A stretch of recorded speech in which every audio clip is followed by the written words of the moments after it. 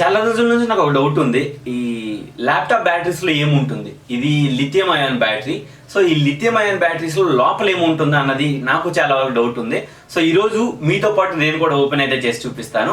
So దీనిలో ఏమేమి ఉంటాయి, అసలు ఎలా ఓపెన్ చేయాలి, ఇవన్నీ కూడా ఈ వీడియోలో అయితే డిస్కషన్ అయితే చేయబోతున్నాం. సో ఇంకెందుకు వీడియోలోకి వెళ్ళిపోతాం. సో ఫస్ట్గా మనం ఏంటంటే ఎక్స్ట్రా వేపర్స్ ఏవైతే ఉన్నాయో వీటిని తీసేస్తాను. నేను మీరు అయితే ఇంటి దగ్గర మీరు ట్రై చేయవద్దు, ఎందుకంటే మీ బ్యాటరీ వేస్ట్ అవుతుంది, మీ ల్యాప్టాప్ బ్యాటరీ. ఎందుకంటే మళ్ళీ రీఅసెంబ్లింగ్ చేయడం చాలా కష్టం.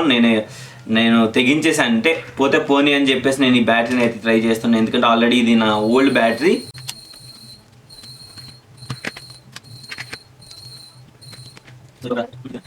సో ఇక్కడ ఒక షీట్ ఉంది, దీన్ని కూడా రిమూవ్ చేసేద్దాం. మ్యాక్సిమం ఇక్కడ ఒకటి ఉంది, దీన్ని కూడా రిమూవ్ చేసేద్దాం. మ్యాక్సిమం తీయాల్సిన అవసరం కూడా లేదు. సో ఇప్పుడు మనం ఓపెన్ చేయడానికి అయితే ట్రై చేద్దాం.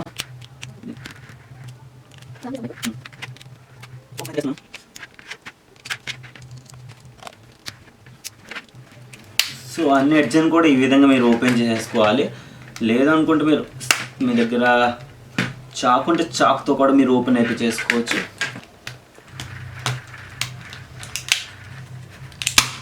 సో ఫ్రంట్ సైడ్ నుంచి మీరు ఓపెన్ చేసి ఇవ్వచ్చు ఈ విధంగా.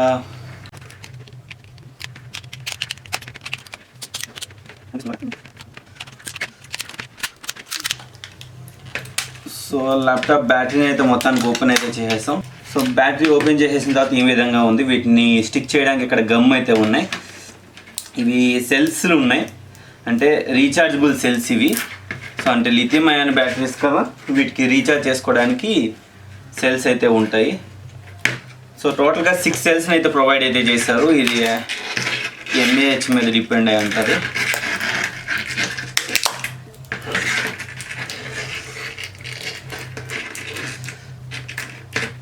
మీరు కావాలంటే వీటిని డిస్మాంటిల్ కూడా చేసేసి రీఛార్జబుల్ సెల్స్లా యూజ్ అయితే చేసుకోవచ్చు.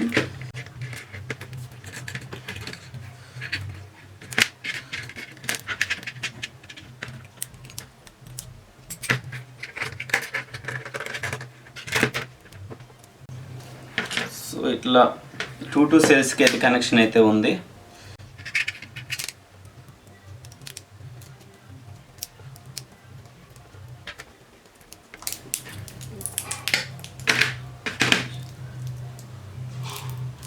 సో మనం టోటల్గా బ్యాటరీస్ని అయితే ఓపెన్ అయితే చేసేస్తాం.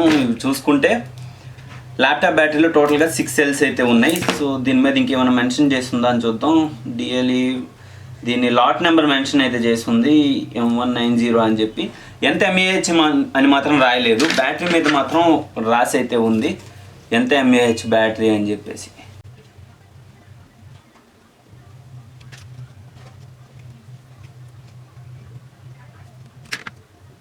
ఇక్కడైతే రాసింది చూడండి,